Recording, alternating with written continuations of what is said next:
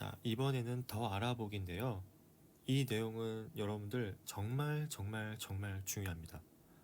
그러니까 조금 더 집중해서 잘 들어주셨으면 좋겠습니다.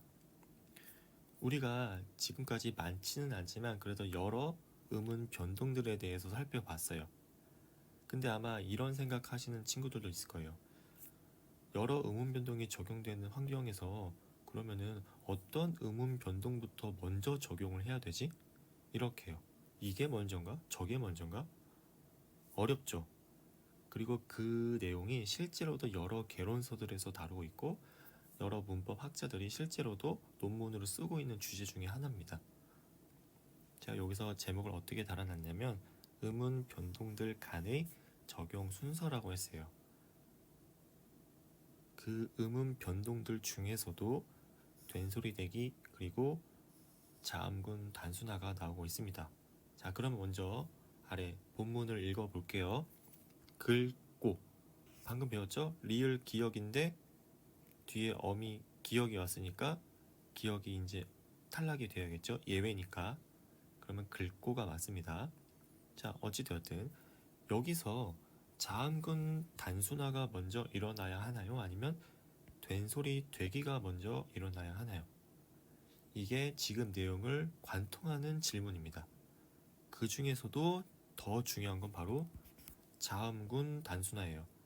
그러니까 자음군 단순화가 된소리 되기 혹은 음절이 끝소리 규칙보다 먼저 일어나 아니면 그 다음에 일어나 이게 포인트가 된다고 보시면 됩니다. 학자마다 견해가 다릅니다. 여기에 대해서는. 근데 제가 정말 시중에 나와 있는 거의 모든 개론서 혹은 수능이나 모의고사 문제들을 검토하고 나서 제일 타당하다고 생각되는 이론을 여러분들한테 소개해 드릴 겁니다.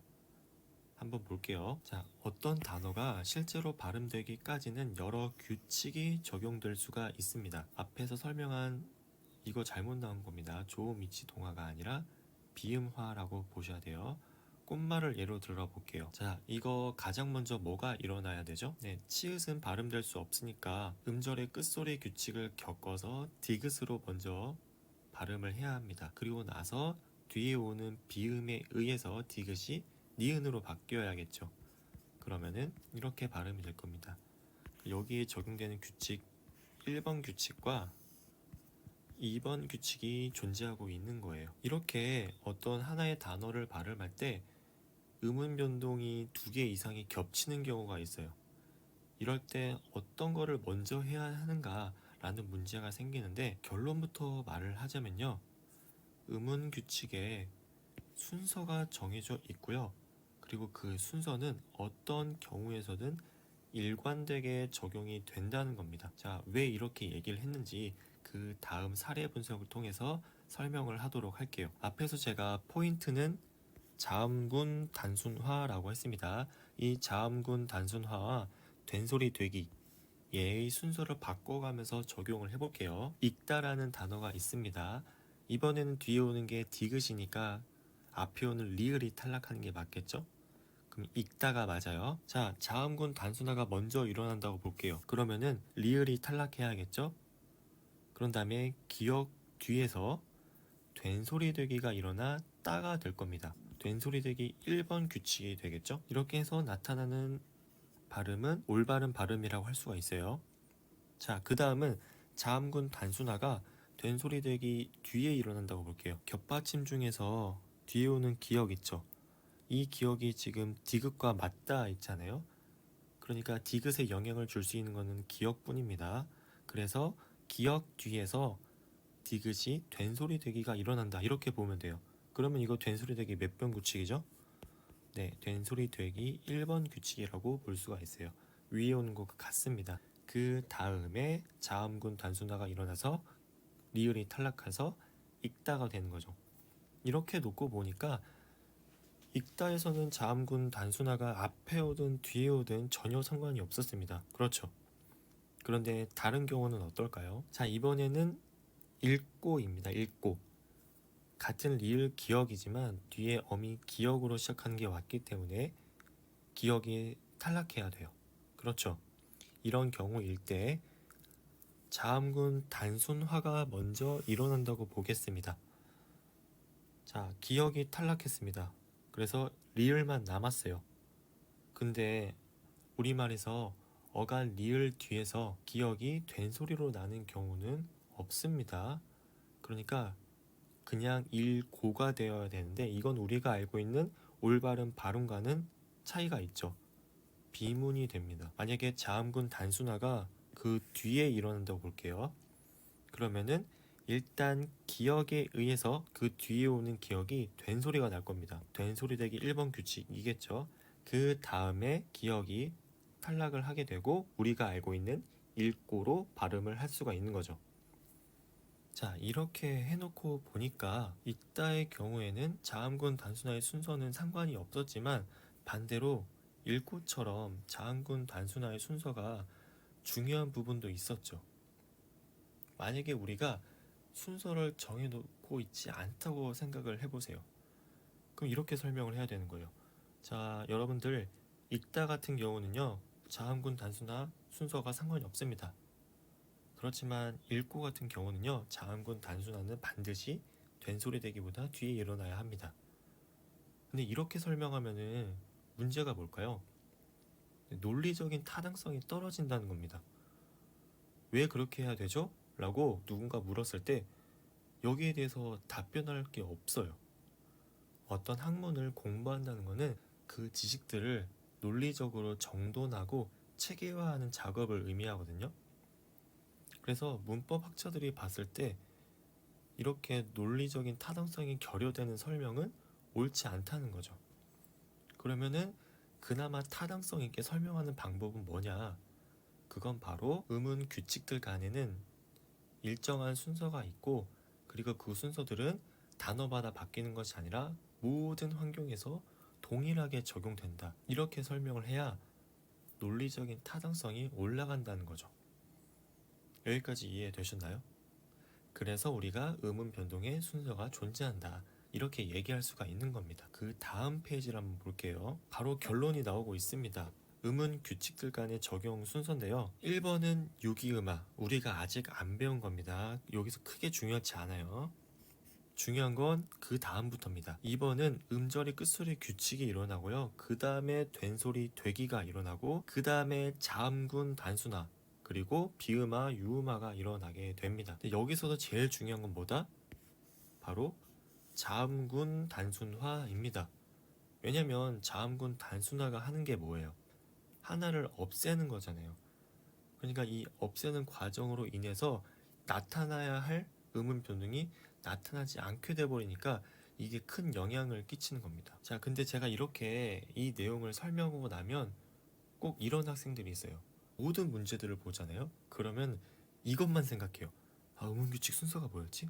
아, 유기음악, 음절의 끝소리 규칙, 된소리 대기, 막 이것부터 생각을 해요. 그래서 정작 문제에서 물어보는 거를 생각을 하지 않아요. 저는 그거를 함정에 빠진다고 말하거든요. 그래서 여러분들 절대로 그렇게 함정에 빠지시면 안 되고요.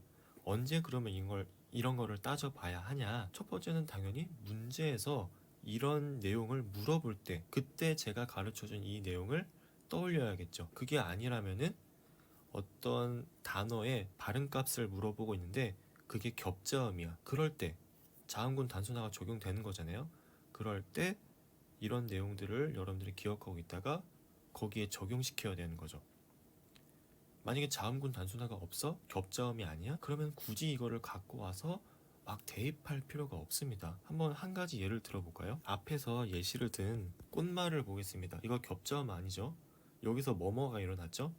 음절의 끝소리 규칙과 비음화가 일어났습니다. 자, 근데 여러분 생각해보세요. 지금 치으신 상태에서 비음화가 일어날 수 있나요? 아니죠. 절대 일어날 수가 없습니다. 비음화가 일어나려면요, 치읓이 일단은 음절의 끝소리 규칙을 겪을 수밖에 없어요. 그렇게 해서 디귿으로 얘가 바뀌어야지만 그 다음에 미음에 의해서 니은이 될 수가 있는 겁니다. 자, 이렇게 대부분의 단어들에서는 음운 규칙들의 적용 순서가 딱 고정이 돼 버려요.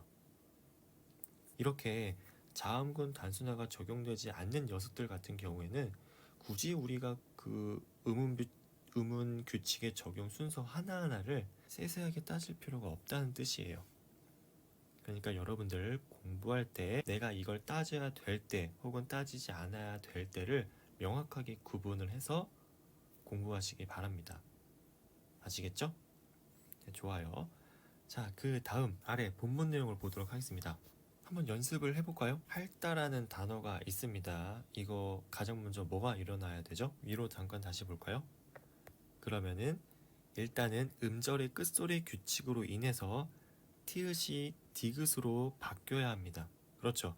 그 다음에 이렇게 바뀐 디귿으로 인해서 경음화가 일어나야겠죠. 된소리 되기가 일어납니다. 그 다음에는 디귿이 탈락되는 자음군 단순화가 일어나죠. 지금 처음은 이게 어색하고 좀 어렵게 느껴질지 몰라도 나중에 반복적으로 하다 보면은 자동적으로 쉽게 될 거니까 너무 걱정하지 않으셔도 됩니다. 자, 일단 아래 박스를 한번 같이 볼까요? 여기 16년 6월 모의고사 해설지입니다. 거기 있는 내용을 제가 그대로 가지고 와봤어요. 한번 볼게요. 여기 글꼬가 나왔습니다. 리을 기억이에요. 닭을 삶을 때 씨를 읊는다. 앞에 거에 해당되는 거죠. 그래서 뭐가 탈락해야 돼요? 원칙대로면은 리을이 탈락해야 돼요. 그렇지만 이거는 예외죠. 왜냐? 뒤에 어미 기억이 왔기 때문에 겹받침 중에 뒤에 게 탈락을 해야 돼요. 그러면 리을이 남는 겁니다. 근데 위에서 나왔던 순서에 따르면은 가장 먼저 일단 뭐가 일어나야 돼요? 음절의 끝소리 규칙. 근데 지금 여기서 음절의 끝소리 규칙을 적용시킬 자음이 없죠? 모두 다 받침에서 발음이 되는 녀석들이니까. 그러면은 된소리 되기가 먼저 일어나야 돼요. 그럼 어떻게 해야 될까요?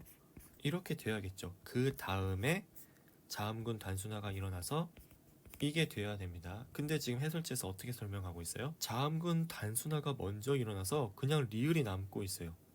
그 다음에 된소리 되기가 일어나고 있습니다. 이렇게 했을 때 문제가 뭐라고 했나요? 우리말은 어간 리을이 뒤에 온 어미 기억을 된소리로 만들어주는 의문 규칙은 존재하지 않습니다. 그래서 이 과정 자체가 논리적으로 맞지 않아요. 이제 공부하고 나니까 눈에 보이죠? 그럼 그 다음 박스를 한번 볼게요. 17년 EBS 수능 완성 해설입니다. 역시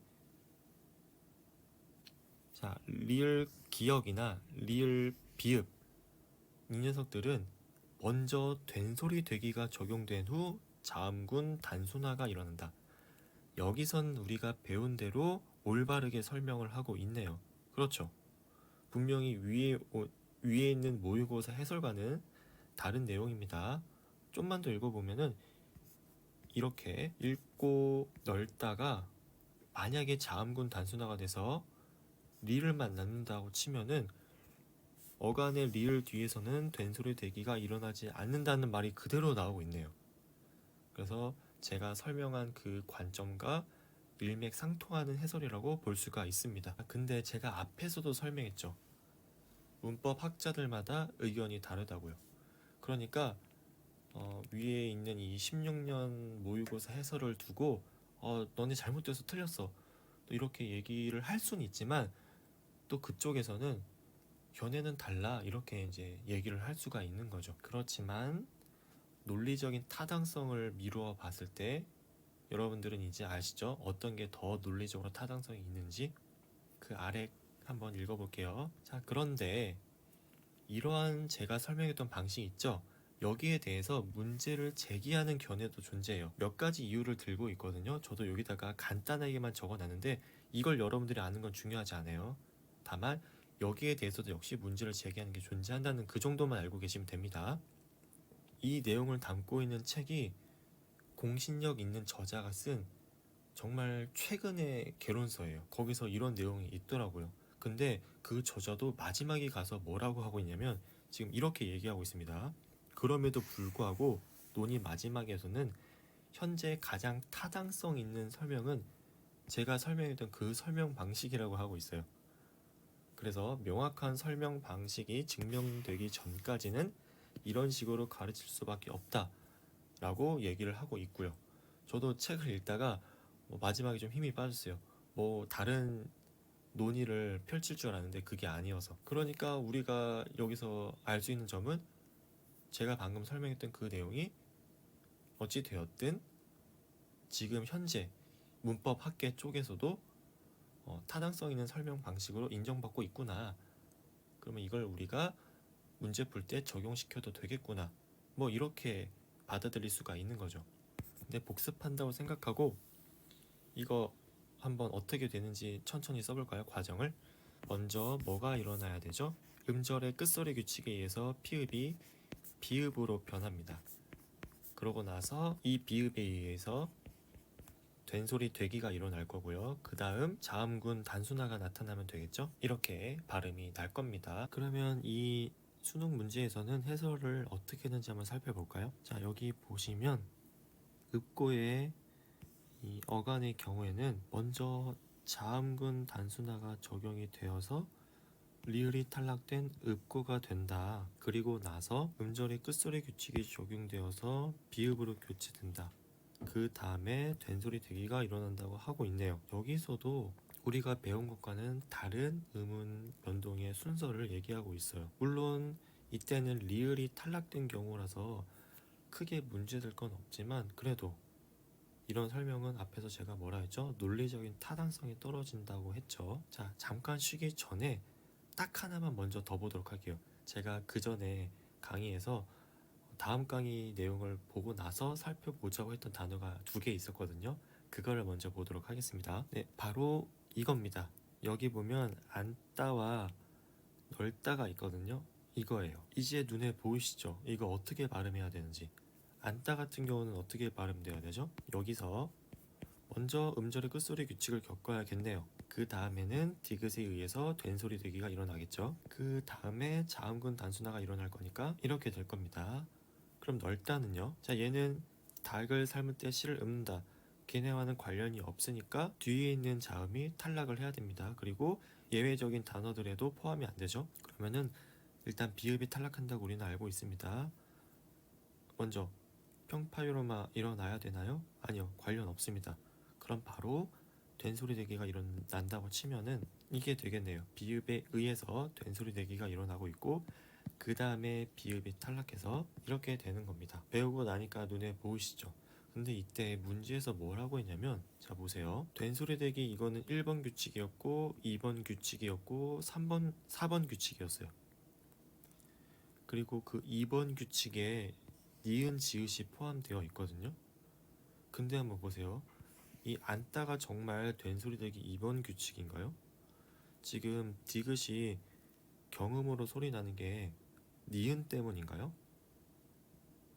아닙니다. 된소리가 난 이유는 바로 디귿 때문이었어요. 그러면 얘는 몇 번 규칙이라고 할 수 있어요? 얘는 그냥 1번 규칙입니다. 그리고 아래는 넓다도 마찬가지예요. 디귿이 경음으로 소리가 날 수 있었던 이유는 비읍 때문이죠. 얘도 1번 규칙입니다. 근데 문제에서는 왜 이렇게 2번 규칙으로 설명을 하고 있냐? 그거는 지금 여기 나와 있는 이 내용이 있잖아요. 표준 발음법 내용이기 때문이에요. 그러면은 표준 발음법을 우리가 안 볼 수 없겠죠? 자, 제가 표준 발음법을 가지고 왔는데 어감 받침 니은 미음 뒤에 결합되는 어미의 첫소리 얘네들은 모두 된소리로 발음한다. 이거 된소리 되기 2번 규칙입니다. 이것처럼 표준 발음법에서는 우리가 배운 음운 변동들이 조금씩은 말을 바꿔서 실려 있습니다. 왜냐면 음운 변동이 우리 발음들을 어떻게 하는지에 관한 내용들이니까요. 자, 근데 문제는 여기 니은 지읒이 포함되어 있다는 겁니다. 얘네들은 사실 된소리 되기 1번 규칙과 관련이 되는 건데 말이죠. 표준 발음법을 관리하는 게 국립국어원이거든요. 국립국어원도 이에 대해서 인지는 하고 있는지 아래처럼 더 알아보기에 설명을 하고 있습니다. 한번 볼게요. 니은 지읒 뒤에 경음화. 자, 이 조항에서는 니은 뒤에 경음화와 니은 지읒 뒤에 경음화를 하나로 묶어 놓았다.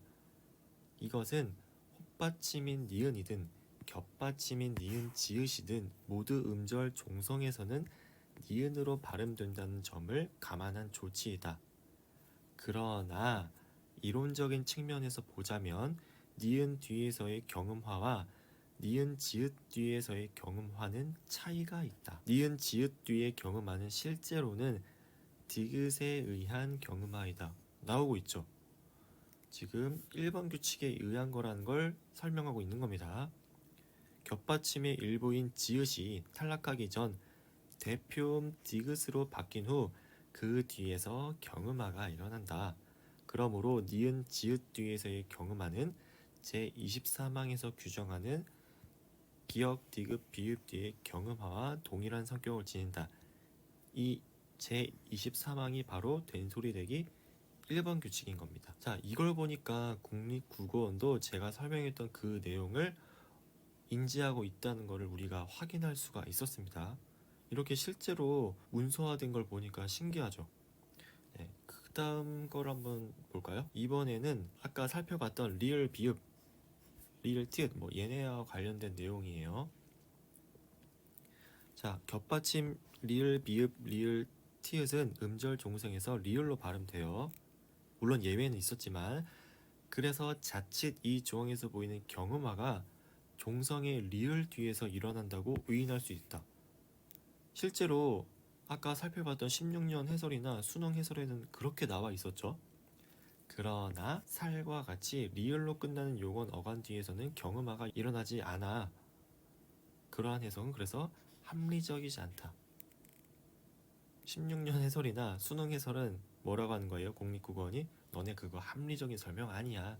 이렇게 얘기하고 있는 겁니다. 학술적으로는 겹받침 리을 비읍 리을 티읕의 경음화는 비읍이나 디귿에 의해서 일어나는 것으로 제24망, 그러니까 된소리되기 1번 규칙과 같은 성격을 지닌 거야. 자, 여기서도 마찬가지로 우리가 설명했던 그 내용을 그대로 적용시켜서 설명을 하고 있습니다. 아까 살펴본 그 잘못됐다고 하니까 좀 그러네요. 논리적인 타당성이 떨어지는 이라고 할까요? 그 해설의 경우에는 사실은 좀 과거의 것이긴 해요. 그래서 이제 국립국어원도 이렇게 설명을 하고 있고, 또 최근에는 개론서에서도 아까 제가 설명한 그런 내용들을 담고 있기 때문에 그렇게 타당성이 떨어지는 해설을 하지는 않을 것 같다라는 게 제 생각입니다. 물론 제가 지금 이 더 알아보기 내용이나 이 해설의 내용이 원래부터 있었는지 아니면 나중에 추가된 건지는 정확히 모르겠습니다. 아시는 분이 있다면 꼭 좀 알려주세요. 어찌 되었든 이런 내용을 담고 있다는 게 중요한 거니까. 그래서 우리는 공부할 때 제가 알려준 그 내용대로 적용해서 문제를 풀면 문제가 없을 것 같습니다. 자, 여기까지 꽤나 길었죠. 한